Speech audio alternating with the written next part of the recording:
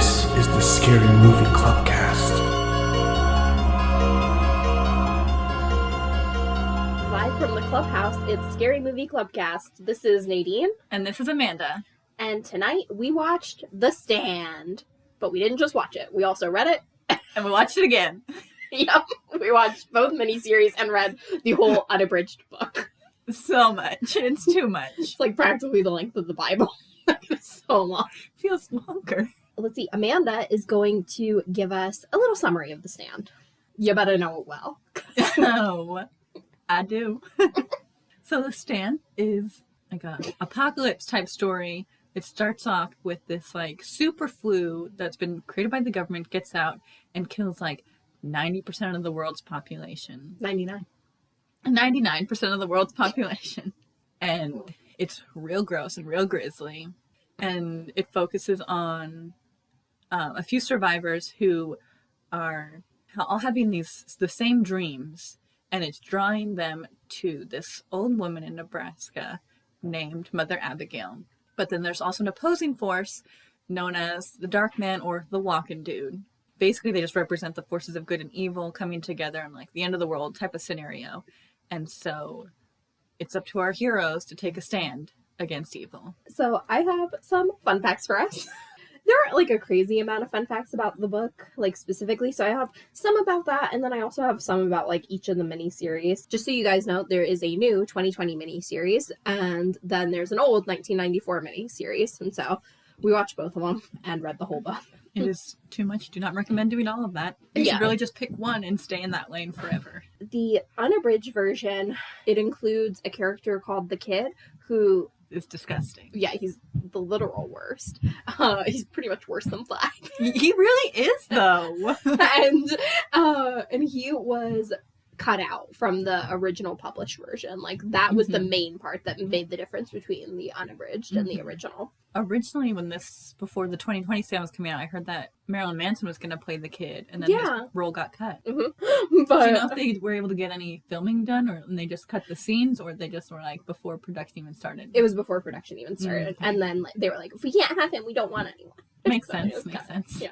He would have been pretty good in that role, I think. He would have, yeah, it would have been very interesting to see, I think. But then the guy who they have for Trash Can Man is so, like, off from what I would imagine that it's harder for me to picture those scenes because almost all of the scenes with the Kid take place with Trash Can Man. So it would have been interesting, though. Stephen King had this quote where he said, "I write for only two reasons, to please myself and to please others." Very clear, but when you get to the end of The Stand, you're like, excuse me? He's like, "Oh my God, I tell you." He's like, I did this for me. Which also a thing that he said too is he had writer's block so severe that he almost gave up on the whole project. And then like the thing that saved the project and like broke his writer's block was the bomb that Harold and Nadine choose to leave that kills off like half of your favorite people. Kills Nick. Yeah, The love of my life. It's very sad. I was devastated. Yeah, That's mad. I still am. anyone who's done any research into this will know that this was kind of like Stephen King taking his view on Lord of the Rings because he is obsessed with Tolkien and thought that this would be their great adventure and just instead of Mordor, it's the US and stuff like that. One of the things that inspired this was the Dugway sheep incident of March 1968, which is where 6,000 sheep dropped dead. Oh, no. Yeah, on ranches near the Army's Dugway proving grounds in Utah. The military initially denied any connection, but a later report revealed that the sheep were the victim of a nerve gas test that blew away from the base. And so, like, literally, if the wind had just been going the wrong way, it would have been Salt Lake City. Oh, no. Could you imagine? Oh, my gosh. What a terrible timeline that would have been. Yeah, that's why they were like, it wasn't us. And then they were like, okay, everyone's over it. It was us.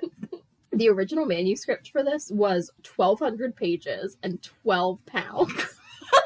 Literally, I couldn't even, like, I just imagine, like, Stephen King's wife and seeing him with this massive, like, manuscript and being like, I think my husband's lost his mind. And plus, I bet he, like, expects you to read it. And it's like... Oh, yeah. She has, like, a huge hand in everything he writes. He compared it to the weight of his favorite bowling ball. Oh no. And then the total cuts that he made to like get it actually to print were 520 pages. Oh, from the profits that he made from it, he bought a video recorder, a canoe, and hardcover books. I thought that was especially because I was like, oh, you want to buy your books in hardcover? Well, I'll write a book. Then you'll have some money. Got that hardcover book money. Exactly. Oh, in the book and in both the miniseries, there's a character named Glenn, and that character is meant to represent King and like what his thoughts and opinions would have been if he was in the scenario. So some fun facts that I have for the 1994 version. It was filmed over 5 months, and it was filmed in 95 locations. That's literally insane. But also, I don't know if you noticed this when you were watching it, but I did. A lot of those were in Utah. Like when they're supposed to be in Boulder, Colorado, there's a part where they go into part of like one of the malls over in Salt Lake. And it has this really distinct sign with this like big like neon like kind of shield emblem thing on it. So it's very distinct. I was like, there's more than one of those that exists in the world.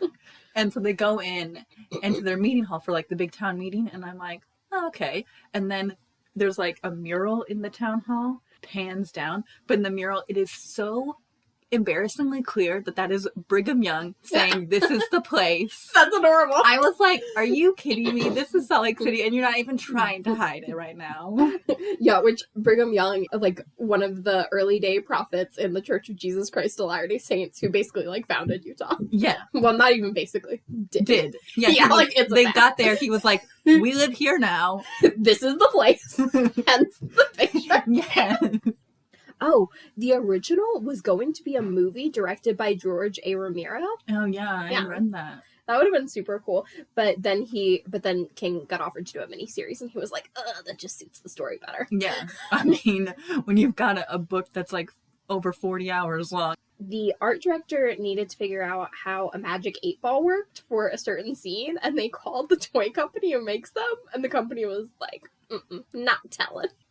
I just found that whole scenario but like, hilarious. How hard is it to figure out that you need a piece of plastic that floats in water? Oh my gosh, this part is like stupid. So for Mother Abigail's house, they like constructed the whole thing, including the cornfield, on like a soundstage. Very, very evident when watching it. Like, well, because of it, they had corn stalks flown in from Florida, but by the time they got there, they were dead. Stupid. And so then they had to make fake corn, which ended up costing them like $80,000. That's where all the money for the music budget and everything else went. They're like, we need the corn. The guy who played Lloyd in this one wanted to play Randall Flagg, but King really wanted someone who was lesser known. And so the guy who did end up playing Randall Flagg was actually friends with the guy who played Lloyd. Like, they're friends in real life. Wow. Yeah, and he wasn't sure about taking the role. And and the guy who ended up playing Lloyd was like, no, take the role, and like convinced him to, basically. There was this one fun fact that I personally, it doesn't make sense to me, and so I don't think it's accurate, but I just find it to be crazy, so I'm just going to say it. They said that because of, like, the craziness of filming and having to film out of sequence and stuff like that, like, no one could grow the facial hair that they needed. I saw that. Yeah, and so they said that they had them just grow their hair out and then trim it. And then, here's the part that makes no sense to me, though, connected it to their face using static electricity. I know, it sounds like weird witchcraft. I'm like, get out of here. Like, this is the stupidest thing I've ever heard. Are you saying that you just had Flagg walk over and put a little lightning out of his finger and attach it? Like, come on. They just take a balloon and like rub it on the carpet and rub it on their face. No, just use their face and rub their face on the carpet and then stuck it in the pile of hair. Ew. I also hate the idea of them cutting their hair and then keeping the hair and then using it to make facial hair. What? And also, it would not stick on in the right way. The Boulder Free Zone was originally going to be filmed in Boulder, Colorado. However, soon before production was to begin, Colorado passed Amendment 2 as an amendment to their state constitution, which nullified any existing laws protecting the rights of homosexuals. In protest, the production moved to Utah. Utah being ahead of its time. I know. I know. In Colorado, of all places, being behind. But yeah, which the amendment was later overturned, which is a good thing. But this was especially an important issue to Stephen King because his daughter Naomi is a lesbian. Jeff Goldblum has an uncredited voice cameo in episode 1. Where? He's the radio DJ who introduces Baby Can You Dig Your Man, which Jeff Goldblum was being considered at one point to play Randall Flagg. No. Which would have been interesting. It would have been so bad. I can't even imagine. Oh, man. Well, he does have the crazy eyes, though. He does, but I don't think he has the menacing Yeah, he doesn't thing feel at very all. menacing. No. He's so His whole funny. manner of speech would be so wrong for Randall Flagg. I love Jeff Goldblum. So Ruby Dee, who plays Mother Abigail, and I love her as Mother Abigail. I thought she was perfect. Yeah, she's very good. And O.C. Davis, who plays Judge Ferris, they've actually been married in real life for 57 years. I have one fact for the old version. Go ahead. In the 94 version, and in the book, there's this radio DJ, has this talk show, and they're like reporting and like taking phone calls from people about captain trips and stuff during the crisis and everything, and wind up getting murdered by like the government and everything. We're trying to cover it up. In the book, it's a man. In the 94 version, it's Kathy Bates, who had recently just played Annie Wilkes in Misery. Oh, yeah, which... Okay, and then my facts that I have for the new version. Skarsgård described, like, the showrunner guy, Josh Boone, as a nerd. And he was like, he's read, like, all of King's novels multiple times, and he has, like, described him as being, like, really giddy just to be there and, like, super excited for the project. Which, in my opinion, makes it, like, more sad that it was done so poorly. Exactly. My thoughts exactly. Because, like, this is something I've been thinking about as I've been watching the 2020 version, especially. Once they get to Vegas, it, like, totally goes off the rails in terms of the story. Like, I feel like before then, it's like, you're still kind of, like, you're still got a lot of King's vision in there. But then it's like, boom, we're like, we do what we want now.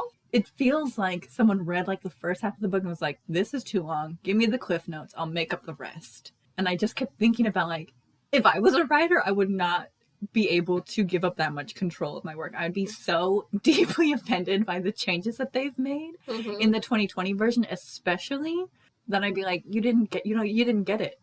Did you read it? Like, and it's just, like, awkward and embarrassing that my name is attached to it now, because it's like, this isn't... And I mean, it's not that, like, if it was a completely separate entity, it'd be fine.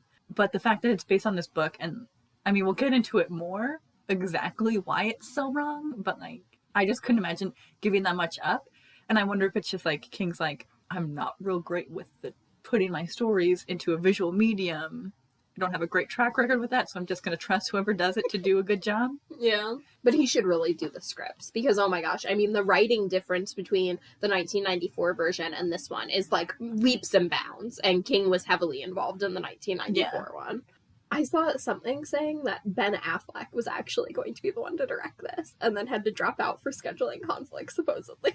I mean, Ben Affleck is actually a decent director, even if he's not, like, that great of a person.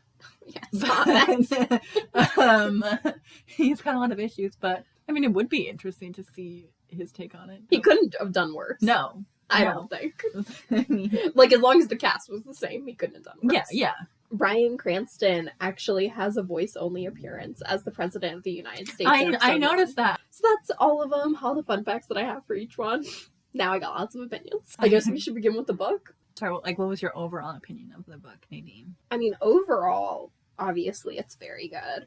I mean, it's King, so, like, he's just a talented boy. So talented. You know, in a general sense, King has this thing that he tends to do, for me at least, where he takes a character, he makes me think that I love that character, and then he has them do something where I don't love that character anymore. And in The Stand especially, I felt that he did that with every single character that he presented to me, except for Tom Cullen. and Kojak, which is crazy, because I'm not a dog person. No, but I mean, Kojak's the laughing dog, and he's the good boy. He's literally the best dog on earth, and it's not because he's the only one. Which they need to find Kojak a honey. But, yeah, I mean, overall, like, definitely very good. I wasn't as bothered by the ending as I know you were. I literally despise it so much. So what did you think, like, overall? I mean, I don't know. It's definitely not among my favorites of King. And also, like, I mean, there's not a lot of diversity in the book. And among that being, like, the few female characters there are, like, the two main female characters are just, like, unlikable to me. Like, Franny is, like, so annoying. Her incessant, like, laughing at, like, literally everything. I feel attacked. I mean, it's just, like, I can't. I don't know, I feel like Franny should like matured more, I guess. Well, yeah, and I Franny don't in feel like that happens at all. I do think that in general, Franny just shows a really selfish attitude. Like the whole book, the whole time, from beginning to end. She was not changed. And then the character of Nadine bothered me a lot just because, like, she knows what's right and what's wrong, and yet she continues to choose the wrong thing. She does sometimes try to choose the right thing, though, but then it's like, if any little thing comes up against her, then she's like, oh, guess it wasn't meant to be. I know, and her whole idea that, like, she just like, this is her fate and she has to do this, it just really bothered me. Like, that she just, like, doesn't realize she has a choice until, like, it's too late. I mean, I think in the end, like, her killing herself is, like, probably the best choice she makes. Well, yeah, that's, like, her, like, redemption moment, kind of. But I mean, she's already done so much bad at this point. Yeah, of course. Although, really and truly and honestly, the only, like, terrible thing that she's involved in is the bombing. Oh, and there's this cute part in chapter 51 when they're talking about, like, love at first sight, and Stu's like, maybe so in the movies or in books, but in real life, I think it took me, scratch his chin and thinks, oh, I'd say 4 hours. I just loved Dana so much in the book. Oh my gosh, Dana is the best character. She's followed the by MVP. Susan Stern. That is something that bothered me about both miniseries. Yes, because they both destroy Dana. Like, she's not presented the way she should be. I mean, the original one is a little bit better than this one. Agreed. But, like, I also don't like the way they handled the scene where you meet Susan Stern and Dana for the first time. Stu and Franny and Harold and, like, Glenn, like, and whomever else is with them, I can't remember. Kojak isn't with them in the book. Because remember, he leaves Kojak behind, and then Kojak finds his way across the country and saves Stu. Oh, yeah, okay. I had forgotten that. Yeah, I know. Everyone forgets it, because in the miniseries, they just take him along with them, because most people are like, I'll find a way to bring this dog with me. I'm not leaving the only dog left on the world on its own. What were we talking about? Just how much we love Dana, and then you were talking about Susan. Yeah, and so, like, the whole scene where we meet them, and, like, we come across this, like, little gang of people who are, like, holding these women captive because they're trash people. Yeah, this dirty rapist gang. Yeah, but the women have, like, had this whole plan to overpower them, and it just so happens that they run into Stu and Franny and them. They like, show it in the 2021 one. It's just one guy. Mm-hmm. Oh, yeah, which is a dirty lie. It was, like, several men that they had to take several down. men and several women. Yes. It was like a harem like of 6 women. And they've been drugging them the whole time, which is why they weren't able to really fight back. And so they like, put it under their tongue and then spit it out. It and then spit it. So they had, like, a little bit in their system, but enough to, like, overpower them. Because they had a plan in place to escape. Yeah, except for one of them who, like, had to take it because the guy never stopped looking at her. Yeah. And then in the 94 version, I don't think they even show that at all.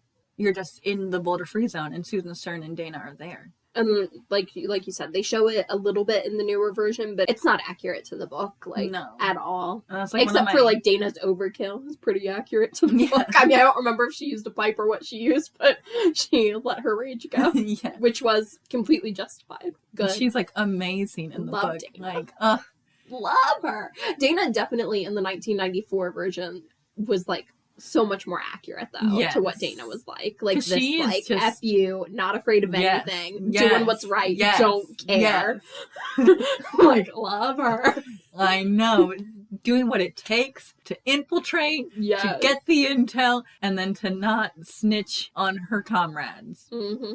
Amazing. Man, another thing that they really ruined in these miniseries compared to the book is the way that Nadine dies. Where, like, because Nadine baits Randall and keeps saying hateful things to him, and they didn't show it. And I especially hated Nadine in the 2020 version because she was just like, so did everyone else from the comments I saw on YouTube interviews. It makes sense because I mean first of all, Amber Heard is already a controversial figure. People hate her in these comments. Secondly, like, they don't play Nadine the way she's supposed to be played. Yeah, not at all.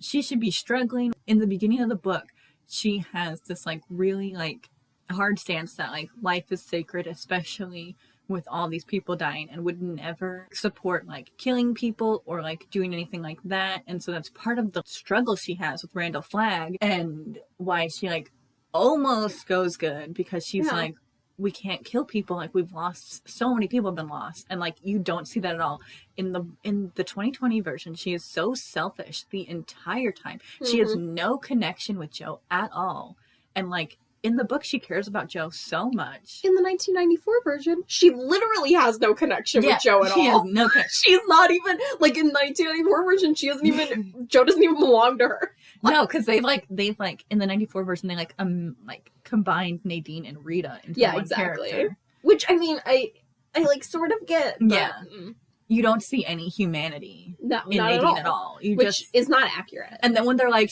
like, oh my gosh, you were a school teacher, she's like, yeah. And it's like she doesn't even like kids, and like Nadine loves kids, and like she loves working with kids, and like loves people, and like that's not how Amber Heard plays her at all. She's like so distant and detached. It's terrible. And just, I mean, I've said this to Amanda probably like 7 times throughout all this, but if you are not willing to dye your hair, you are not ready to play Nadine Cross. Like, it makes me so livid.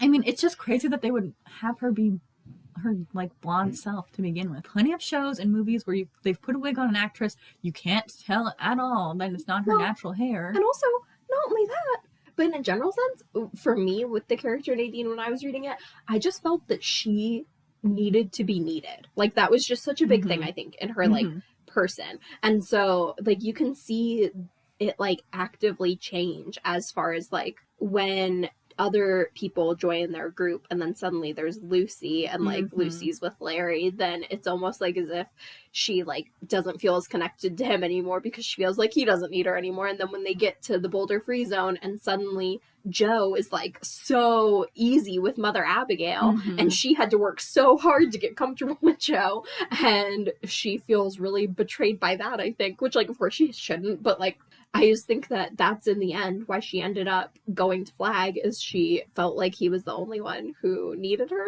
She pushed Larry away. Like, Larry was like, would have been all in, but she was like, no, I'm saving myself for Randall Flagg. Also, though, Larry's not some nice guy. No, he's not a nice guy. And we know that. He's a taker. He's a taker. And he'll always be a taker. So you ain't no nice guy, Larry. Exactly. So I mean, the one thing I do like is I did like the character of Larry. Like at first disliked him completely because he was not a nice guy. Yeah. But like his evolution is like huge. He probably evolved the most out of everyone. Yes, 100% for sure. I loved Endgame Larry. Yes, I could definitely see that.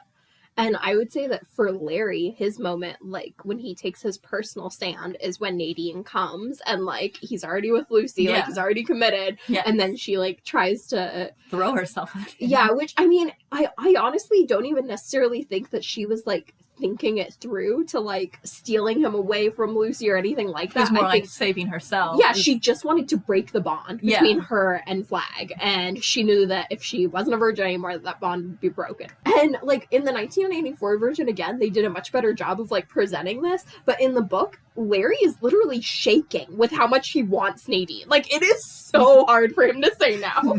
And in the 2020 version, he is not pressed at all. I know, and he doesn't even have Lucy in the 2020 version. I know. Lucy doesn't exist in the 2020 version. It's so stupid. It makes me so mad because there has to be that addition, that conflict, because he was fully in love with Nadine. Which in the 1994 version, I really liked that they show, like, the way that Lucy, the girl who played Lucy, acted that when he, like, came back in the house. Because that's how it felt. Like, when he left to go talk to Nadine, Lucy was literally back at the house being like, he's gonna leave me. Like, it's finally happening. Yeah. It's because they've been on the road together. She sensed this connection that they had previously. Yeah. She and Larry had talked about it. And so it was really good the way that she played it. Where, like, when he comes back in, she's like, she starts crying and she's like, did you come back to get your stuff? It was so sad. And he was like, not leaving you. Because he is a nice guy now. He is. He grew. But it's just kind of sad that, like, his stand and, like, suddenly choosing to take the honorable road and, like, do the right thing, it, you know, it directly influences Nadine's ultimate decision to take the opposite, which is not his fault in any way, because she could have chosen to take the right road on her own. Yeah. But my gosh. So, you guys, you have to read the book. Like, if you haven't read the book and you've only watched the miniseries, you should really read the book because it's so much better. And my personal favorite parts were taken out of the miniseries, but they're in the book and they're so good. after Stu gets hurt and can't go on anymore, then Tom, like, comes back for him, which you see part of that in the 1994 one. In the 2021, they just skip over it altogether, which is literally crazy. I mean, you do see Tom finds Stu in the gully or whatever. But it's the sweetest because, so he finds him and then, like, Stu, his leg is, like, of course, really messed up and then it gets infected. Which, a lot of broken legs in this story. Oh, yeah. Everyone's breaking legs left and right. So then they have to, like, stop so that Stu can heal.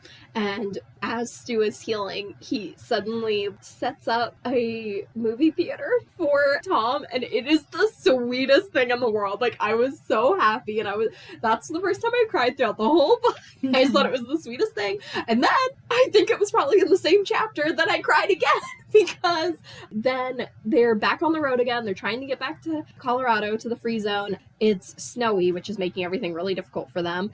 And Stu wakes up early this one morning and makes, like, a nice breakfast and decorates a little. And then when Tom wakes up, he gives him presents and he's like, it's Christmas morning. And it is the cutest thing in the whole world. Cute. I was so gone.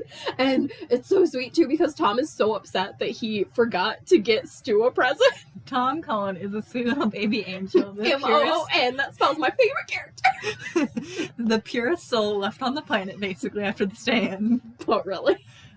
You get a lot of Tom Cullen in the 94 version, but then, like, not as much as you would like to have in the 2020 version. Yes, It's very I little agree. Tom. No, I need all the Tom. Yes. And also, just in a general sense, the 1994 version was much better as far as, like, Tom is just constantly being like, oh, Lord, yes. Oh, Lord.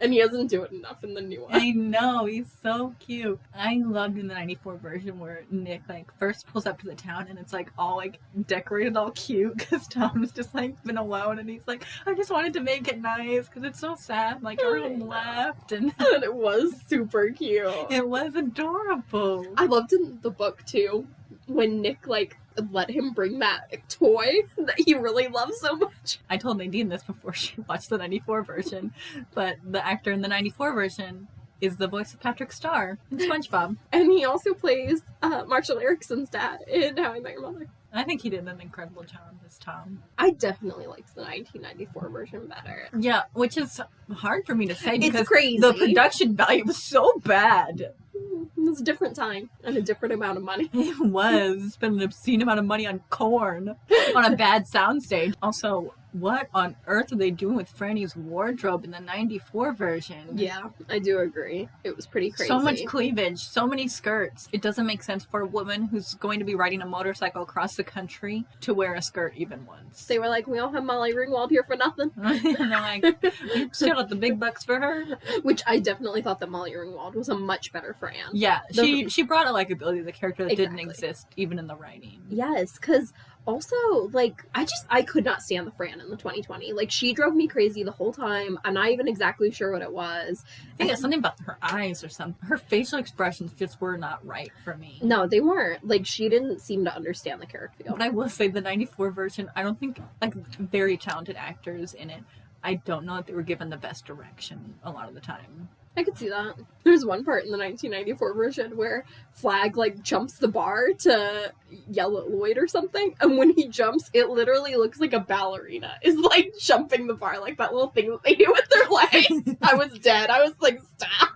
I didn't like who played Harold in either version, and it's not their fault. Like, it's not these specific actors' fault. It's that they're not for the role. Miscast, Yeah, they've just been horribly miscast, and it's depressing. Like, Harold Lauder should be overweight, and, like, he has acne, but it's not even like, oh, okay, he just has, like, acne and he can't help it. He has acne because he's dirty, and he's, like, a dirty teenage boy who's not taking appropriate care of himself, and that's why he looks like this. Eating chocolate paydays. All day. That's why they're called chocolate-covered paydays. Yeah, Not you hear me, 2020 version. They're different. One is an abomination, and then one of them is just slightly gross. I don't like peanuts. But either way, if you can't do it like the book, then don't do it at all. A candy bar with no chocolate on it. Get out of here. Payday. I like how now you're just mad at the name.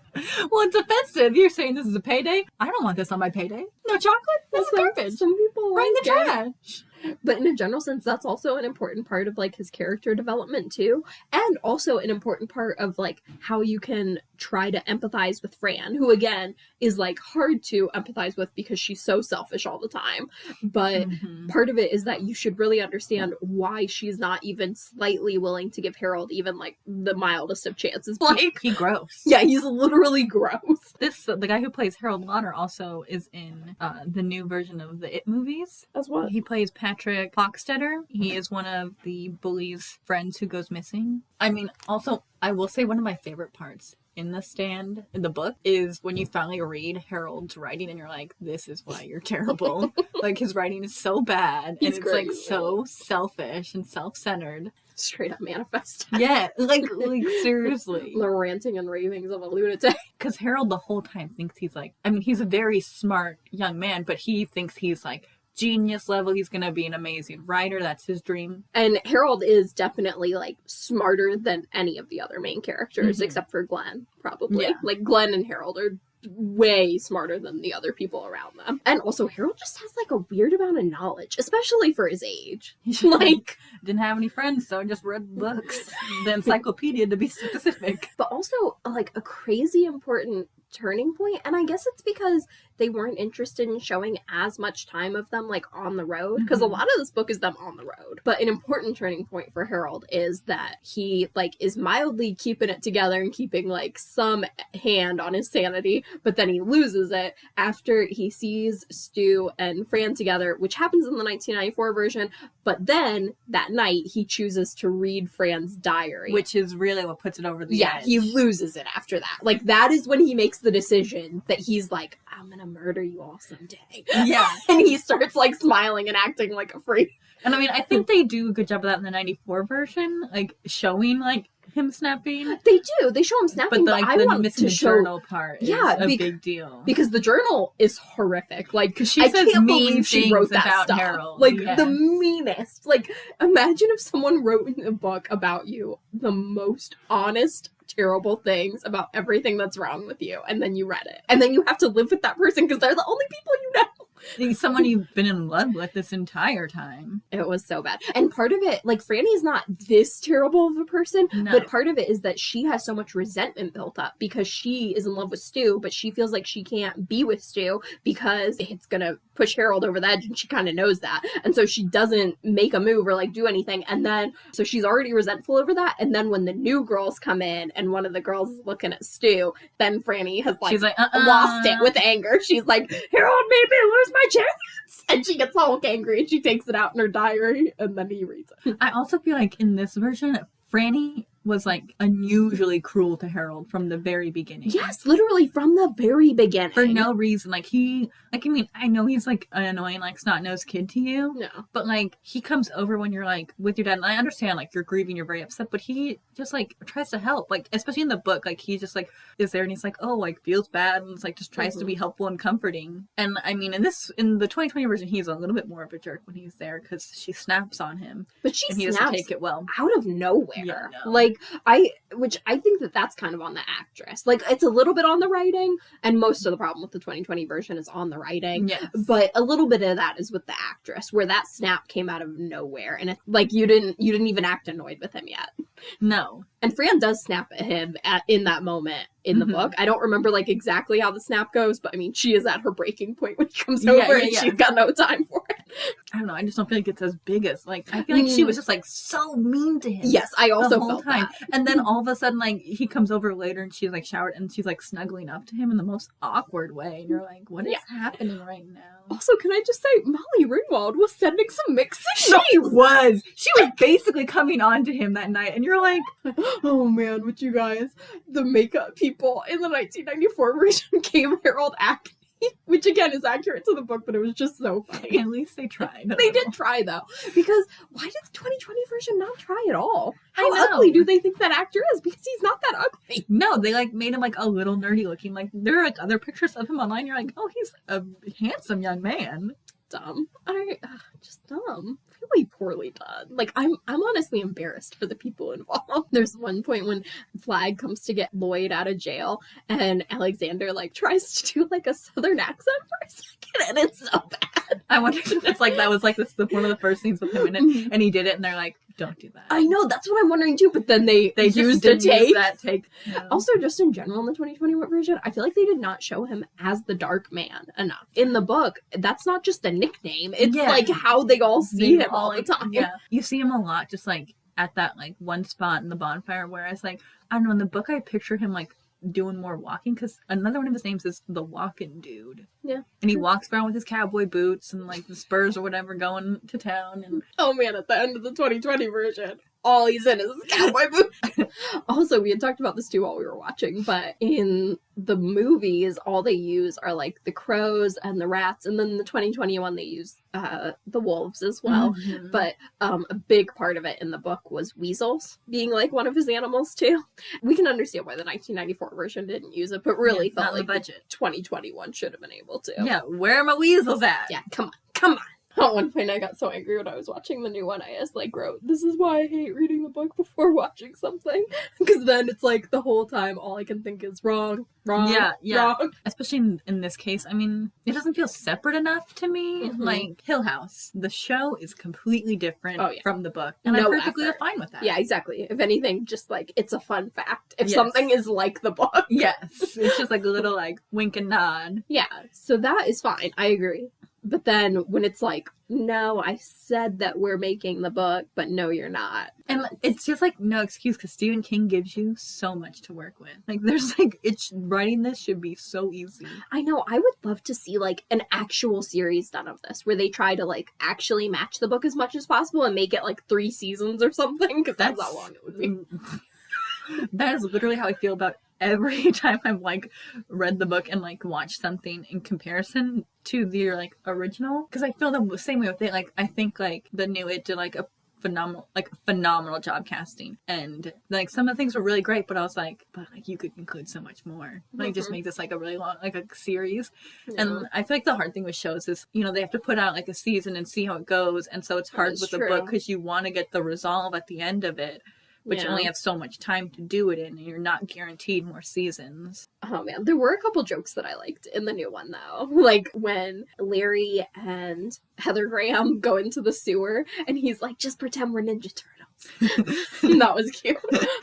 Also though, again, different from the book, because in the book it's the tunnel that he has to go out, and it's a big deal that it's different, because in the book the tunnel is a big deal to him, and like getting through it. Yeah, getting out of New York City is huge. Yeah, and then also, and they did a perfect job executing it in the 1994 version also, which just makes them look even worse in the 2020 version, because it was literally executed so well, because it's like he gets into a fight with her before the tunnel, and then she like walks off, and then he has to go in by himself, and it is like terrifying and horrifying, and he keeps like dropping his light and stuff, and he's like that. Hallucinating the Dark Man. Yes, he is. And then he starts shooting in the tunnel like a lunatic, and he almost shoots her. And it's like a big deal, because that's like part of what solidifies their relationship too, is he's like, "Oh my gosh, like I could have killed you." And just the fact that like she made it through the tunnel when he knew how scary it was. And so in the 2020 version, it just to be him going through alone, and it then was a she's weird just choice. fine. It was there is another thing that I like in the 94 version.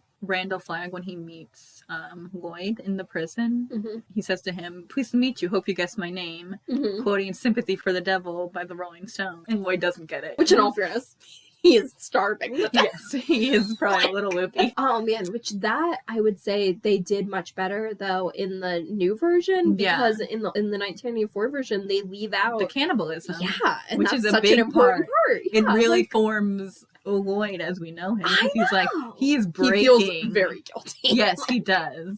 Oh man, the other joke that I love so much in the new one was at one point Tom said, "Full moon, MOON. That spells full." I was like, that's a good one.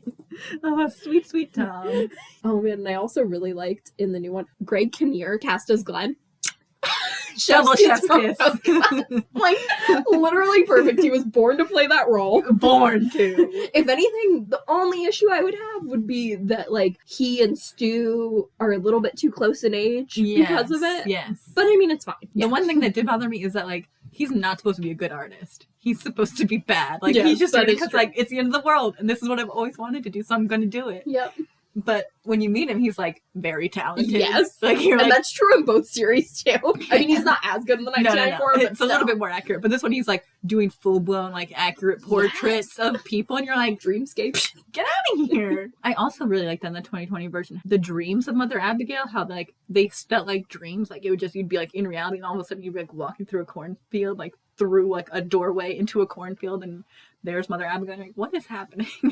Yeah, I did like it though. Oh, but I really liked in the new version when Glenn is like about to be shot by Lloyd, and he says, I'm not begging for my life, mine. I'm begging for yours. Mm-hmm. And I really liked. Should we talk about how much we hated majority of the 2020 version, where they get to Vegas and everything that's wrong with that?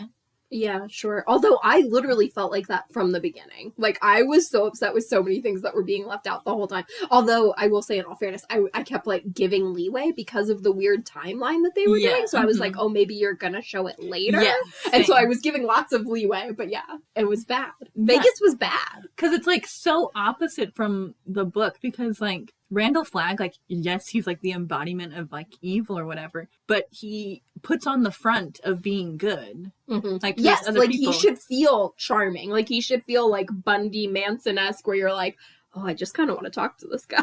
Yeah, and he's like, he's not creating this like den of sin. He's like creating like a society where like people an can overly live organized, and feel safe and be organized and controlled, and everyone has to do what he says or else. Mm-hmm. And it's not just a free-for-all where there's a gladiator pit and sex and drugs everywhere. Yeah. That's not Randall Flagg. No. The people who are being crucified were being crucified for doing drugs. Yep. He runs a clean society. Because it doesn't benefit the society. You No. go in drugs. No. Makes you a weak link. Which also, to Amanda's comment on the sex, just so you know, there is so much nudity in Vegas in this one. Like, and we don't know because we don't have cable, but I was like, did this air on CBS? Like, there's so much nudity. You get to see Alexander Skarsgård behind in the last episode. No one's complaining about that. No one's complaining about that. I was not complaining when he was saying my name. I was like, what? Yeah, but I like really hated that. Also, this other random character, this woman who was like the head of entertainment in New Vegas, like her meth teeth, and then like, but she's still able to be organized while she's on all this meth. Also, did they get the internet back up and running? I don't know. Also, it did seem like Randall Flagg was running those like screens and stuff with magic. It was a mess. It was a hot mess. The lightning storm at the end was way too much. No. I was like, and another thing is the whole like trial that they have is like Randall Flagg should have been there. Like this other woman should not exist in the story at all. Like I don't know her purpose, and couldn't stand her meth mouth. Just insulted by the fact that she was the leader, like a leader in this community, and like how wrong it made everything. And that's another thing that makes it unbelievable, because it's like there's supposed to be this like trial, and he's like, look at these two terrible people, we're gonna put them to death, and then they're supposed to come out and say, we didn't do anything wrong, we like came here unarmed, didn't do anything. And then people are supposed to realize that this is what's happening is wrong. And in a society where like you do whatever you want and everything's a free-for-all, they're not gonna have a problem when they've been watching gladiator fights putting those two people to death. Whereas like they're supposed to like realize when they're watching the trial that Randall Flagg's putting on that it's wrong.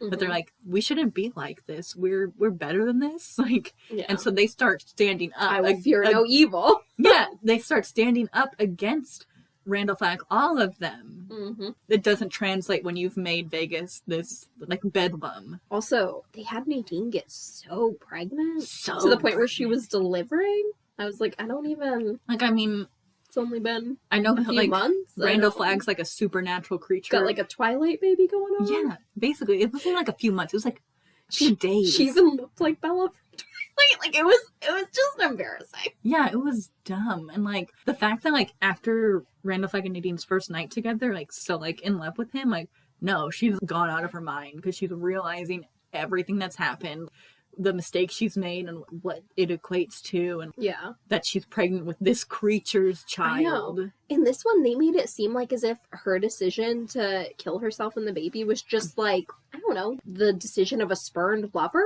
And that's not accurate at all. It was her deciding to like take herself out of the evil path. Like, it was literally Nadine making the right choice for once in her life.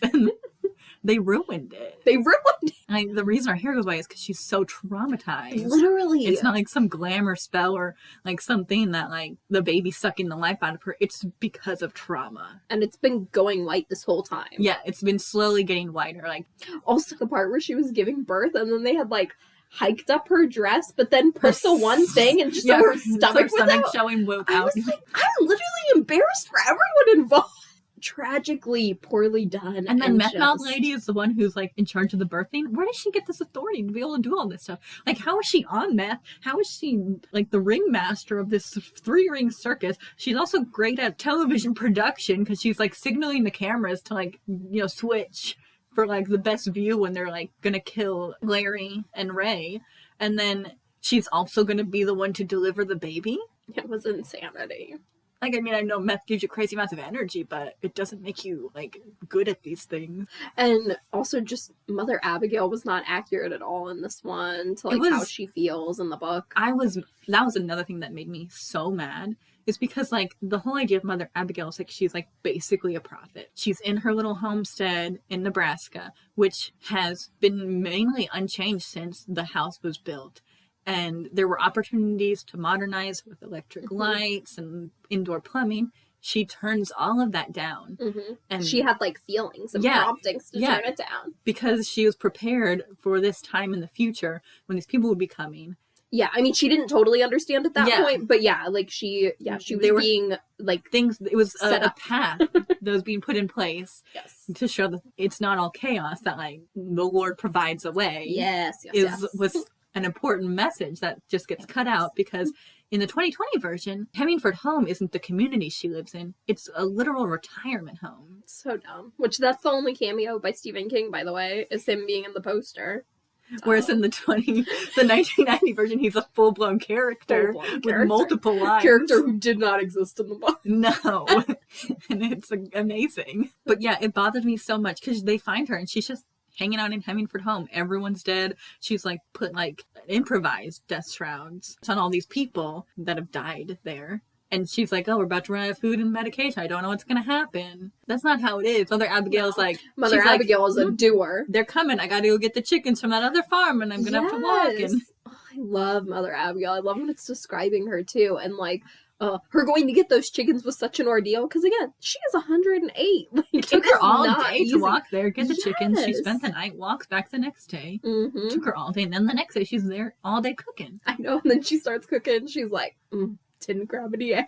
Which also, it's very hard for her to bring back the chickens because of the weasels. That are after her. Those weasels! Also, like, I personally didn't have an issue with Whoopi being cast. I just think it might have been, like, a bad script and, like, kind of bad direction. Because, like, I mean, Mother Abigail is, like, in the books, very hands-off. Yes. She's just there to, like, be a guiding force, to, like, help when needed, and mainly wants people to, like, figure things out for themselves, which is the Lord's way. You figure it out for yourself. You need a little guidance, you come. Lord's, yes. These people, I don't know what was ever going to give them faith, because that was something that really annoyed me throughout all of it. Like, the book, all the miniseries, was just, what is wrong with you people?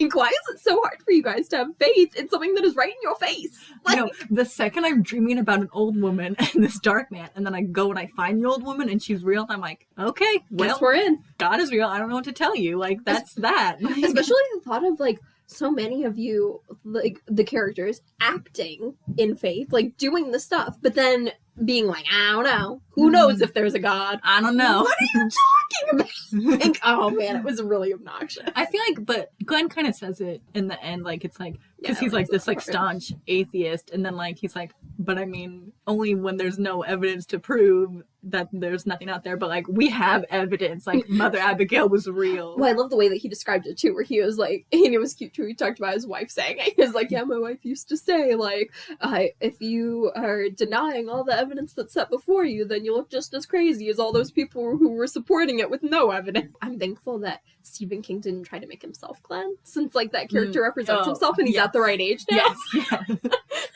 I mean, I guess it would have been fine. He's not the best actor. No, he's not. He's got other talent. He's a very talented writer. You can't have it all, Stephen. He's meant for other things. But yeah, Mother Abigail getting upset at them for sending out spies. not a thing that happens. And then also, I will just say that having watched this last episode, I watched an interview with Whoopi where she was talking about, and she was saying how she felt that it was very important that, like, in the way that they modernized it, they wanted it to feel like Mother Abigail wasn't just, like, some magic black lady. Like, yeah, that is important, because that's a really problematic... The last episode sure does. All magic. Take all of that away. Like, any headway you think you made with that, gone. Because in the last episode, it's just this magic little girl, and Who she is disappeared. Who knows? An angel of Mother Abigail as a child, I guess? Why a child? Make her less threatening, I guess? I don't know. I mean, I didn't mind the last episode. No, it was better than I thought it would be. Especially since, like, once you get to that point in the book and the shows, you're like, what else is there? No, it's over. So the whole idea is, like, they stand against evil. The fact that they're willing to, like, leave everything they have behind and just go out and confront the dark man, not knowing how it's going to work out. Like, I understand that. I respect that. The thing I hate with a fiery passion of 1,000 suns is the fact that they do make the stand and they go out there and they say all these great words, and then Trash Can just rolls up with a freaking nuke. And it's like, it didn't even matter. Like, he was going to roll up with that nuke regardless of them making a stand. Well, but would the hand of God come down and set it off? I don't know. Why not? I just hated it so much. Like, that nuke was going to be there no matter what. Trash Can probably would have blown them up anyway. Trash Can probably would have set off on his own. He's not right in the head. But he is good with making the fire. Yes, and he loves doing it. And that's another thing they cut out. The idea was, like, in the 2020 version, he's like, yeah, go get the nuke, Trash Can. And he just does it. But really, Trash Can's like, makes a huge mistake. Yes. Blows something up he should not have. So he does it as, like retribution, kind of. Like he's penance. trying to make up. I'm just like, I'm so sorry. I brought you the biggest bomb I could find. Cool, right? And they're like, not Which cool. again, like, Trash Can isn't right in the head. Like, he doesn't really grasp totally what he's doing. No, he is a very tragic character, in my opinion. Because, like, you learn so much about him and so much backstory that, which you do not get anything from Trash Can in 2020. Like, he is not lucid at all. Like, he is just out there. It's obnoxious. He looks like he is a character from Mad Max, but somehow he ended up in this. Yeah, like, he walked out of the wrong set. Exactly. Yes. But, like, as before, like, he, like, had thought and, like, reasons for doing things, not just the love of explosions. Like, I felt so bad for his mom in the book. Oh my god. Because she tries. Like, she really does try. Oh, it was so sad. The book is so good. Like, the book is just always better than the other stuff. So, like, that bomb is there no matter what. And, like, I just wish it could have been, like, I wish that the characters who took a stand had a more active role in taking down the Dark Man. I mean, yes, they get the people to, like, rise up against him and belittle him and, like, see him for what he really is. But it doesn't matter in the end because everyone there gets blown up with a nuke. Yeah, and he still just ends up somewhere new. Yeah. And, like, I don't mind him ending up somewhere new or whatever after he died. But the fact that, like, you know, these people, like, had this change of heart and, like, realized they've been misguided. And then there's no, like, real chance for them to start over or start taking those steps to make a better path and, like, make a better world. They're just wiped out. Like, I understand the whole point is just the fact that they stood up and did it in spite of everything. It's a hard point that's made that they go out there with nothing. But I wish it just had more of an effect instead of now there's, like, a nuclear wasteland in Las Vegas. Yeah. I just keep bringing up infuriating things about the 2020 version, but it's very There are so many. It's not literally the 1994 one is better, and it's crazy to say because it's insane. And we were so excited about so many of the people in the 2021 too. Like, Alexander Skarsgård, love of my life. So something that bothered me is in the beginning, Franny and Harold are going to go to the CDC headquarters in Vermont, which I learned is a fictional place. Does not exist. Yeah, it's in Atlanta. Yeah, headquarters. There's, like, the Atlanta is the main hub, and then they have another, like, smaller one in Vermont. And that one is in all of the series, all the versions of it. It's where Stu winds up, and that's where they've taken Stu after they take him from Arnett, Texas. So they're going to go there to, like, see what's up, because they're like, we're immune, like, maybe we can help, and we can see what's going on, and, like, whatever. But in the 2020 version, they're like, let's not go there. Let's go to Atlanta, which would make sense only if you hadn't specifically written in the fake CDC building in Vermont already. And then like the path they take to get to the Atlanta one, like, is nonsensical to me. They're leaving Algonquin, Maine. It's on the coast of Maine, and they're going to go to Atlanta. They go to State College, Pennsylvania, which is like in the middle of Pennsylvania, which means they'd have to come across the Appalachian Mountains down into the south, into Atlanta. So they go State College, Danville, Virginia, and then they're going to go to Atlanta from there. It doesn't make sense. I don't understand. And I looked it up, and I was like, I can see maybe they're like trying to avoid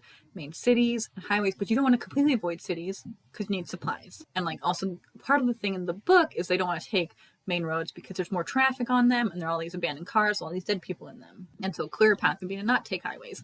You can take not highways without going to State College, and it would be faster. In the show, it even says that Harold is taking the most efficient route because you gotta check if you're gonna see something crazy like that. And it's not. You can go around all the major cities and still get to Atlanta a faster way, a safer way, because I wouldn't want to take a motorcycle when they don't have that much experience riding motorcycles down the winding roads of the Appalachian, just going round and round and round the mountains until you get down. Mm-hmm. Not to mention, there's not going to be a lot of food out there. Not going to be a lot of places to stay. Like, you would not go that way. It would be a dumb way to go. Like, you're asking to get killed by mutant hillbilly people. Everyone knows that. The whole idea of them going to the CDC was stupid. Like, the Atlanta CDC, when you have the fictional Vermont branch. That's the whole reason they run into Stu, is because he was there and they were going there. And then the way they, like, have them meet Stu is, like, they meet him, he's like, Harold's like, back off. And he's like, okay, bye. Then he meets Glenn. I didn't like the way that either miniseries handled, like, just the Larry-Nadine relationship in general, because it's like, Larry and Nadine have kissed before she, like, comes onto him and, like, tries to get him to have sex with her. In the 1994 version, they are, like, hardcore making out. Get it on. Which is why, if I was Larry, I would have been so mad. I would have had to leave and go on a walk when she turned me down. I was like, are you kidding me? I mean, it's still, like, they've been rolling around, making out. Yeah, I mean, no, they're not fully clothed. Like, it's... I would be like... The conversation for that should have taken place before that. Yes. And then, like, so, like, the idea that she, like, they just, like, go to sleep after that, right? Mm-hmm. I would have been like, if I was Larry, I'd be like, I need to go on a walk. I'm a little frustrated, a little mad. I understand. You said no. That's fine.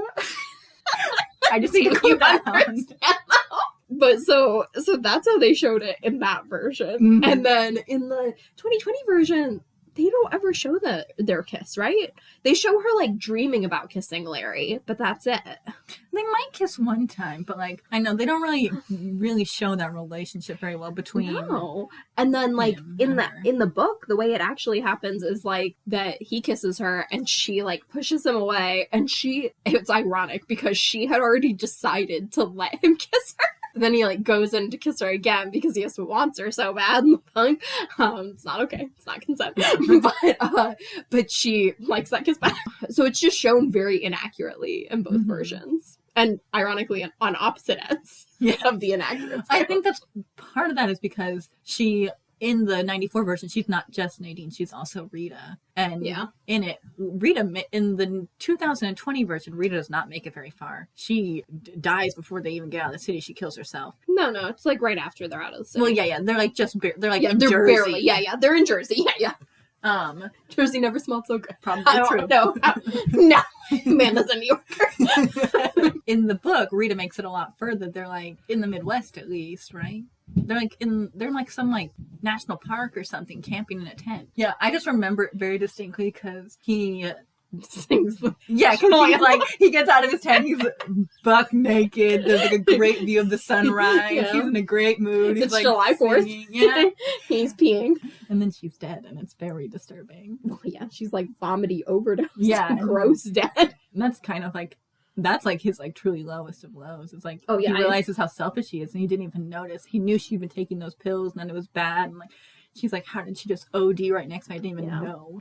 And I think that's when he like feels the worst about himself too, that he doesn't bury her. I think that he feels so guilty for not burying Rita, which is honestly just like a little thing when you think about it, but it really mattered to him. Like he felt like I think that's kind of like the moment that he would like relive and be like, I don't want to be that guy. Like I don't want to be the guy who wouldn't even bury the woman who died in bed next to me. I know, and that's like kind of what makes me sad about the whole like I was really excited that Rita was going to be in the 2020 version. Same. Because it's like, I think it's just a huge part of like Larry's evolution. She is, yeah. Then for her to just be like there and then gone so quickly, and like so many things happens with her not making real sense. Because like when he first meets her, it's like perfect, like exactly like the book almost. Mm-hmm. Like with her gun and everything, and then like they do all that stuff, and like I feel like she did like a pretty good job of like being Rita. I agree. Where like in a general sense, I mean Heather Graham is probably a little bit prettier than Rita actually was, but but fine. It's Hollywood. Yeah, exactly. Everyone's prettier than they're supposed to be. Love Heather Graham anyway. I was happy to see her, yes. and I do think that like the writing and stuff was well done of that to show that like with Rita, there's this weird balance where like she says these things to Larry that like make him really love her, and like he really like thinks well of her and stuff, but then also she kind of crazy, and so it's like this weird balance where sometimes she's saying things and he's just like, oh, thank goodness you're here, and other times he's like, oh my gosh, you're like, you're driving me crazy, lady. Yeah, it's because she's gone a little crazy. Like, she was a rich white lady living in like the Upper East Side or something, and her whole world just came crashing down, everything she ever knew, and she's not used to living a hard life. No. And life just got real hard. In the miniseries, they make it clear that it's like a suicide, but in the book, it's like up in the air. Yeah, you're like, was it an overdose or did she kill herself? Also, Larry struggled with addiction a lot more in the 2020 version than he did in the book. I mean, yeah, he was partying really hard in California, but like as soon as he gets to New York, he's like clean. And so like when he meets Rita, he's if been anything, clean for a while. He goes clean almost too easy in the book. Man, see, this just shows the trick of like how you just become loyal to the book beyond reason. Or like it's not even more realistic in the book, but we're like, the book says. I know, he goes cold turkey so fast. In the show, he like takes that huge bag of cocaine with him, and he's like protecting that with his life. In the 94 version, I was bothered by the fact that Larry's mom didn't live in the city. She lived in Queens in a house. Yeah. I was like, no, she lives in an apartment building. Like, that's I was like, he should be in Manhattan. Yeah. Like, also, in the 1994 version, something they definitely did wrong was when they had Larry and Nadine like sitting and eating and talking about leaving New York. He's talking about his dreams, and then he's just like, have you had any of the dreams? Why would he ask that? Like, what? Yeah, like, this is going to sound crazy, but I had this dream. And then someone says, same. Yes. You never go, but did you have that dream? Exactly. Now, maybe once you've run into 3 other strangers who have all had your dream, maybe you could have asked her like that. Okay, yeah. Also, it bothered me that they didn't paint the roof of a barn. Yes. Like, I was like, that's a big deal because he puts a secret message up there, and that's what Larry sees. And he's like, oh, I know. So cute. Which is the most heartbreaking part of the whole book to me. I mean, other than like all the good characters dying. Yeah, so Larry finding the message is like so cute. It's like the thing that gives him hope. It's the thing that keeps him going in this direction where he's like so like, what are these dreams? Like he's like trying to process all his like guilt and regret and trying to like figure out how to become a nice guy. It's just heartbreaking when he like finally meets Harold, and Harold is not who he thought he was. It is. Because he had kind of like idolized Harold. Because he sees all the things Harold does, like siphoning gas and like all these smart things he does. He's like, oh my gosh, genius. Which that'll also show you like Harold is genius compared to the other people around him. Like it's not like he's like Stephen Hawking level or anything, but he is like he will just see the solution to things that like no other people just would not have thought of. Yeah, and that's what's it's like devastatingly heartbreaking. Yeah. He had brought him wine and paydays. Yes. And chocolate covered paydays. Yes. And also it's like that's part of the turning points too that like just aren't in here at all is that Harold had started losing weight. Face started clearing up because he started eating better and like and so he doesn't want to eat the paydays. Yeah. Like when he brings them he's like, oh, that's really sweet of you. I probably won't eat them. It's just important to show those turning points because like Harold had a choice before him too. And like he could have lived happily in the free zone.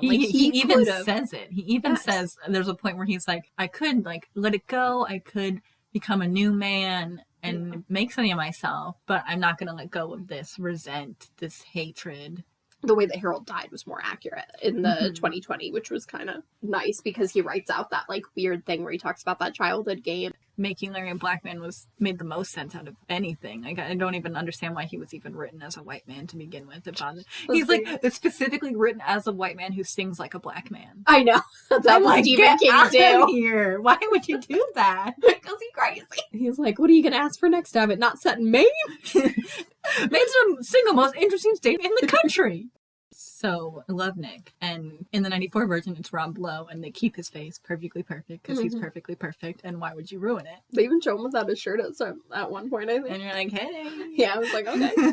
But in this one, they kind of like try to stay true to the book, because when he gets into that fight, when you first meet him in the book and in the shows, the guy who beats him up really badly damages his eye. Yeah, those people suck. And they jack up his teeth. The worst. And so Nick has an eye patch the whole time. One thing that they left in the 1994 version, but I could kind of understand why they took out in the 2020 was, well, and they took it out of both ones. In the book, when Nick meets that terrible woman, they have sex, like, instantly, like, within seconds of meeting each other. She comes on strong. Yes. So they have sex on the floor in the pharmacy, and then it only almost happens in the shows. Yes. And then they like talk for a little bit, and then she like wants to have sex again, and he's like, pass. And he's like, you're horrible. Yeah, and that's essentially like the moment that she like decides that she pretty much hates it and starts acting so terrible. But in the book and in the 1994 version, he hits her. And again, she's acting really terrible. Like, she's trying to convince Tom that the medicine that Nick is trying to give him is poison. But again, Tom doesn't like need the medicine. Like, I mean, he should have it. He has like a tummy ache and it would make him feel better, but it's not like it's like life or death medicine, just to be clear. And like, and yeah, she's being super obnoxious and terrible, but it is just never okay to hit a woman. And so this is, again, another example of Stephen King creating a character that I love and that I'm so on board with, and then ruining them in one fell swoop, where I'm like, oh, don't care if you live or die. I mean, I don't think violence should really ever be the answer unless it's self-defense and is absolutely necessary. But I like understand why Nick would do it, especially in the 94 version, the way they like show it, because like it's just like so frustrating. Like, he already can't speak. He can't hear. He can't communicate with Tom at all. For the two of them to like do things together, and then she's just in there interfering. Like, she could help and like fix things and make things so much easier, and she's intentionally making them difficult. Yeah. And so, I mean, she is the worst. Yeah, like, I can only imagine like a lifetime of like frustration of not being heard or like understood, and like having to like have this disability that like could be so frustrating, especially in this particular moment, just like lashing out. I mean, I get all without that. Thinking about it. And Nick had literally been the best character up until that point, like the sweetest baby angel. Which I mean, you only get to see like a pinch of it. Yeah, in either of the series. Yeah, they leave so much of it out. It's such a huge thing because like he comes to this town, he gets beaten up. Yeah, by these jerks. And he is immediately adopted by the sheriff and his wife. And they have the cutest, like, they like love him. And like, he loves the two of them. And like almost like this weird little family. And then they get sick. And it's the most tragic thing that's ever happened because they die. And he has to take care of the sheriff's wife. He takes care of everybody. And yeah, Nick even takes care of the people who are in prison who beat him up. Yes. And feels bad about it. So sweet. He is.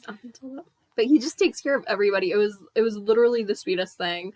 I think that he even like, doesn't he even bury her? Or I don't know if he buries her, but he at least changes her into the outfit that she wanted to be in. He cleans her up and changes her, which is a lot of work. It's a lot to ask of someone. Yes. Like, that you barely know. I know. So like, Nick is just like so sweet and just does all these like sweet things. And I don't feel like that's communicated in the shows. I mean, no. I definitely get the idea of the sweetness. I mean, Rob Lowe just exudes sweetness. He's just got that sweet baby angel face. And like his relationship with Tom is like the cutest thing that's ever happened. Like they're BFF, FFs. Like, so in the book, in the 94 version, Nick dies in the explosion that's created by Harold and Nadine. And so, but in it, they all get a feeling something's wrong. Somehow someone gets a feeling or like something, the bomb is in the closet. And Nick immediately like rushes in there to go and like, I don't know, try and figure out what to do. I literally don't know. It makes me angry. It does, because they're all about to leave. They're all like rushing out. And that's another thing that makes me angry in the book in general, like similar to how you feel with like when the nuke comes in, it's like, but why? Yes, exactly. To me, Nick's death felt very pointless. Yes, like, except for the fact that like I can see the point of it being that in the book it's only Franny who has the feeling, or at least like that we know of, and she has that feeling consistently, and she's like, I should really say something, but she doesn't for like so long, and then it's because like, she doesn't say anything quick enough that they can't get everyone out in time. Yes. But I don't know what Nick thought he was going to do with that bomb. And it's like a big enough bomb that I don't even think like his body like even muffles the blast at all. Like he's not the only one who dies. No, he's not the only one who dies. And, I mean, he's not trash can man. You don't know how to disarm this bomb. No, he does. Well, like grenades and stuff, like people like jump on them to like muffle the blast, so it's not as a bigger effect. I guess that's where the phrase comes from. And then, but it makes even less sense with like discovering the bomb in the piano in the new version. It's pointless. Although it's like, yeah, it's like as if he like sees the thing and then, or maybe he just notices that the piano's closed and that the piano's normally open because his death is just like very pointless. And like he could have like run out with everyone else, but like why stay behind to find there's no one else. Like, yeah, they also really like mix it and keep bits and pieces, but don't like have the clear picture with what happens with Mother Abigail and why she's like losing God's will for what they need, especially in the 2020 version. Yes.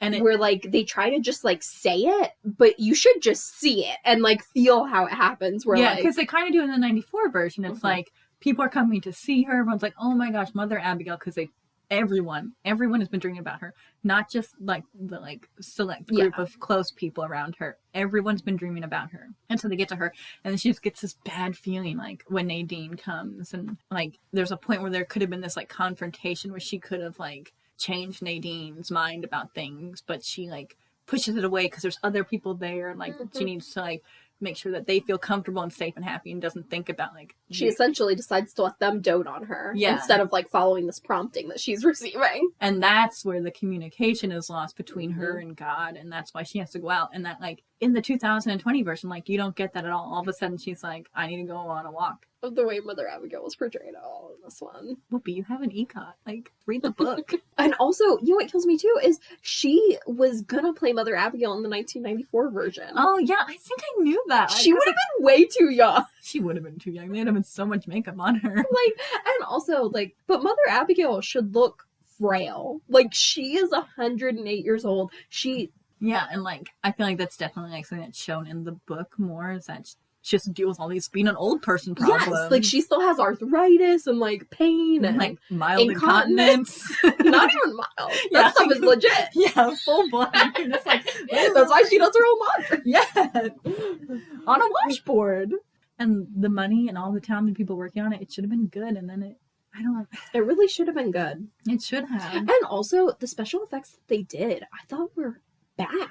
Like, I was the like... lightning bolts were, like, too much. Yeah, like, I was like, why is this bad? Like, you have so much money to do this. I don't understand. Something that bothered my mom was, like, so in the 94 version, they're bad special effects, and it's, like, very obviously supposed to be, like, a hand, like, touching the bomb to, like, make it go off. The literal hand of God. So stupid. It does. And in the book, it even sounds, like, kind of weird. And you're like, what's happening right now? In the 2020 version, it's more discreet. Like there's still kind of like a hand shape, but it's just kind of like a big like cloud like that looks like it has fingers like grabbing the building that they're in. Yeah, I mean, for one thing, you should have been outdoors. Like, yes, what in the world?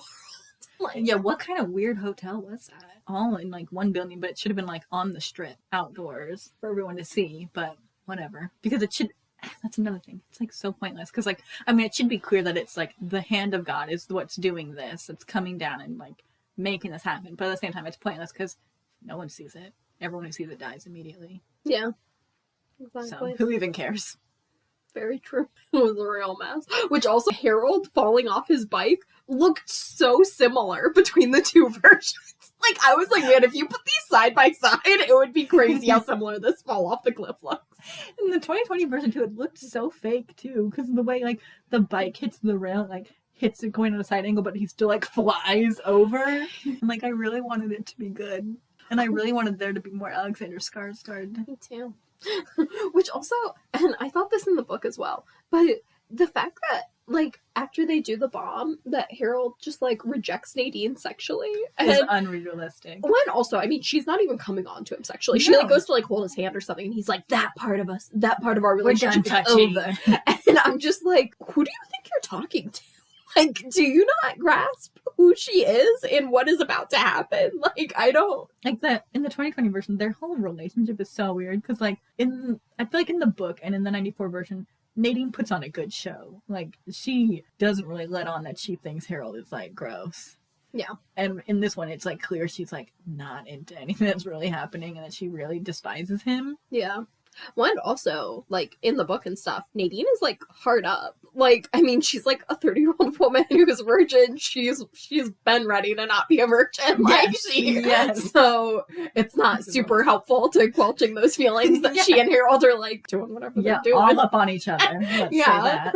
And so, even gross as he may be, she's still, like, frustrated. Yeah. Amber Heard does not do a good job of showing that. No. Like, she didn't grasp the character, but also the character wasn't written as the character. No. So I can't even blame her all that much. No. Like, I would have loved to see Woody Harrelson in this. Love him all the time. Who should he have played? You know, he might have made a good Lloyd. That's kind of what I was thinking. Even Yeah, though it's like I want him to be one of the good guys. I do want him to be one of the good guys, but I think he'd have that the better... right amount of hick. Yes, exactly. Because this Lloyd, too much hick. Other Lloyd, not enough hick. Exactly. I mean, exactly. You gotta we need a medium hick, because he's not like an old timey mobster in the '94 version after he gets saved, and then in this one he's like some crazy redneck. Ugh. The styling on him was ugh. Oh, which I heard that actor talking in an interview, and he said that once he had gotten the role, he was like trying to like figure it out and was reading the book and stuff, and which shocked me because I was like, if you read the book, you did not understand Lloyd. But he said that he went to Subway to eat, which I was already like, what are you doing with your life? If you're going to eat at Subway, like intentionally. I know. I mean, I would eat there if there was no other option, but like I would never go maybe there if out I of was my starving way. to death, I'd eat at Subway. But then he said that Like a Virgin started to play, and he started to dance all crazy, and everyone there loved it, and that became the song of the character for him. No. And I was like, you do not get Lloyd. No, you don't. Which if Lloyd I was is a cancer baby boy. He's reflecting everyone around him. Yeah, if I was like the director or something, he's like, yeah, that's my inspiration for the character, I'd be like, you're fired. Like, no. You don't. They're like, we are not on the same page creatively. Yeah, you didn't. Also, in the both television versions, they drove cars too much. Because part of the issue was they didn't drive cars that much. It was because there was too many cars just parked in the roads. Yes. And motorcycles could weave better. I know. There was almost like no traffic in this one. There was like, it was How like hard is it for you guys to get some cars on the road?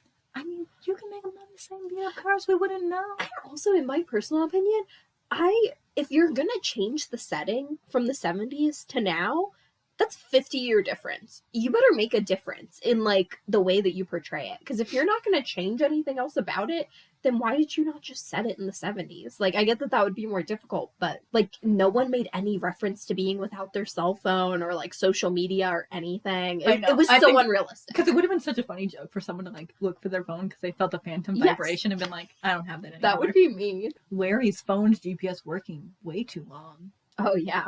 My God, it's like, how is it still working when he's in the sewer and civilization has collapsed? And also, whose phone is even getting reception in the sewer? No, it's not the end of the world. And sometimes the GPS signal's like, I'm lost. I'm in a parking garage. I'm not getting anything out here. Okay, so 2020 version. And guys, sorry this episode is long, but honestly, it's short considering everything we covered. We considered doing a series. Yeah, we did. We knew we were covering so much. We did consider doing a series, and then we thought about editing 3 episodes, and we were like, nah. Yeah, no. So, 2020 version, I would give it like a 2. 2 Alexander Skarsgård butts. So 4 cheeks. I mean, I'm going to give it 3 Alexander Skarsgård butts, just because one of them is just because Alexander Skarsgård is in there. It's just his butt. It's just him. And that dance scene. I could have watched an hour of that. That dance scene was so funny to me. I loved every second of it and wanted more. It was so out of nowhere. I was like, I'm living for this. I'm living for it. Also, what is the name of the guy who played Stu in this one? I thought James that Marsden. Yes, I thought that he did a very good job. Yeah, excellent job. He didn't have a great Texan accent. Yes. And they commented on it at one point, which was embarrassing. Yeah, they're like, you do have a little bit of... I'm like, no, he doesn't. No, he literally doesn't, which is fine, but just don't comment on it. Yeah. But I thought he did very well. Yeah, even though he was getting very little from his scene partner. Looking at you, Fran. Mm-hmm. I also think that the 94 Stu is pretty good. Yeah, I thought so too. I thought that they also had like good chemistry. Mm-hmm. He and Molly Ringwald. 1994 version. I'm conflicted on it because, like, I mean, it had its issues, and also whoa production. But honestly, pretty true to the book. Yeah. Like, it made very few compromises in things despite its limitations. And honestly, I think that it also helped that, I mean, because there were still compromises, but I think that it helped that I had just watched the 2020, and so I, like, it seemed like leaps and bounds more accurate to the book. Well, yeah, and I watched that one first, and so, like, it just felt like it was just going on forever, but, like, still, they were still, like, leaving so much out. I feel the same way about the 2020 version. How is it 9 episodes long, and how is there so much stuff missing? I don't understand. These episodes are all an hour long. What? How have you done so little? What did you think, by the way, about how they introduced the, like, garbage woman with Nick, since it was so different from, like, the book? The 2020 version? Mm-hmm. I mean, I liked her dress. Yeah. I mean, that's what I would be doing if I was in the apocalypse. I'm like, I'm gonna look fabulous. Like, why not? I'll do what I want. Live in this furniture store, except it would be a Costco, not a furniture store. Why would I be living in a furniture store? There's no food there. And I'd be in Costco in my ball gown, just running around, making a fort in the things, living my best life. But then, like, after how, like, she was Lloyd's, like, main girl, Yeah. I'd hated that. Because it's so inaccurate. And especially since it interferes with Dana infiltrating Yes. New Vegas, because she's supposed to come in. Right. She's supposed to be Floyd's girl Mm-hmm. and tricking him fully. Yes. But you're also like, that Dana would never get with this Floyd. Like, I mean, Floyd is kind of garbage, but like this Floyd is like so gross. But then, like, the idea of them like being a throuple, you're like, no, that's not happening either. Also, though, I did think that it was funny that she like used the trick of bringing up Flag to make him go flaccid. That was good. She's like, I don't really want to have sex with him. He's gross. That was hilarious. That's not in the book at all, but No. I was fine with it. We'll allow it. Yeah, I'll allow it. But yeah, like, she should not have been such a prominent member of the society. Because, like, when I read the book, I don't know, I felt like she was, like, kind of new to the community when she recognizes Tom. Mm-hmm. And in this one, she's been there for a while. She's dating Lloyd. She's, like, a prominent member, and she doesn't recognize Tom at all. Like, not at all. Like, he's been there the whole time. Like, she, like, doesn't say anything about, like... Yeah, I mean, she looked at him at one point, like, as if she recognized him, but she didn't do anything or anything. Yeah, no. I'm gonna give it... Well, because I gave the other one three booties. This one's gonna get 4 stalks of dead imported Florida corn. Okay. Because, though, I did not love it because of the low production and then, like, the bad direction I feel like the actors had been getting. It was truer, in my opinion, to King's vision, even though it was very clearly that their boulder was Salt Lake City. I would probably give it like 3.7 dead stalks of Florida corn. And then for the OG book, Stephen King, very talented. Yeah. Don't agree with some of the choices he made. No. Curse you, writer's block, for killing my Nikki. The book is obviously, like, good.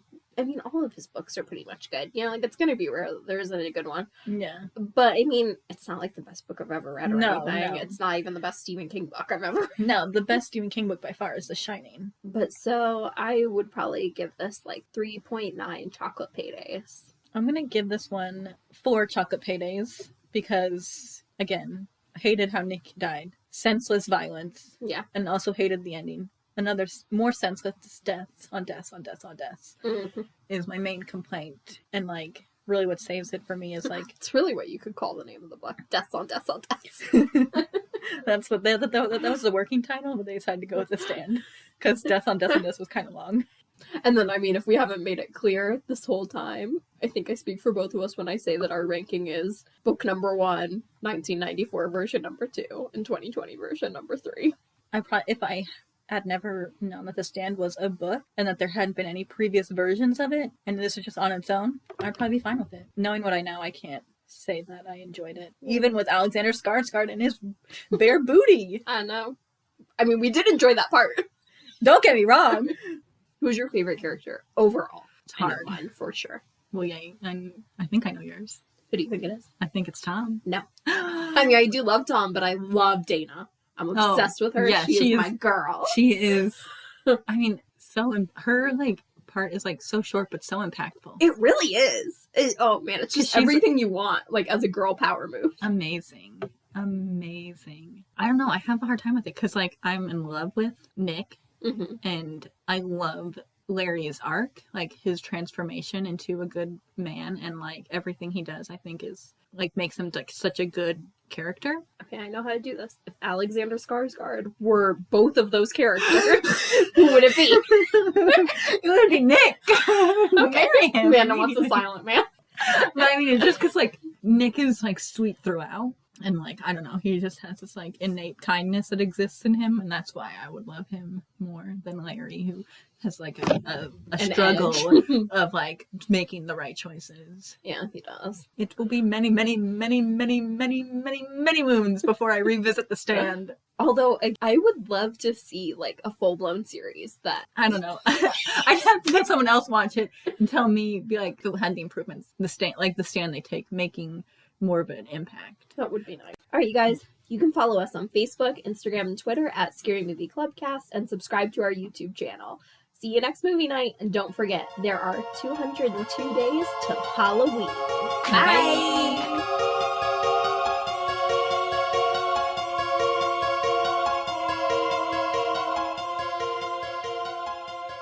So many 2 hours opinions. and 22 minutes. So many opinions. Marilyn Manson was going to play the kid, and then his role got cut. Sorry. And he even just has several, like, bombarded. That's the word. See, it's not that different. Okay, I didn't know. Look at me like I'm crazy. Well, I didn't know what even you were trying to say. Like, well, neither did I. But yeah, just bombarded with like a million characters and these. This is a long episode. We have a lot to say. We covered a lot.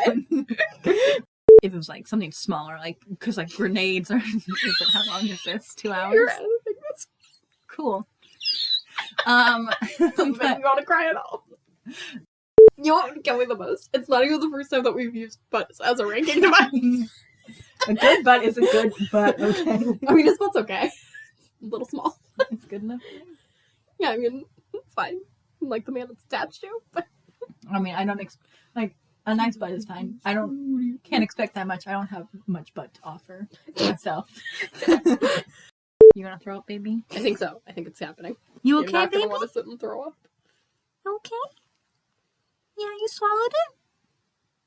Poor baby. I think he's okay. You okay? Pobrecito. Dad, one more time.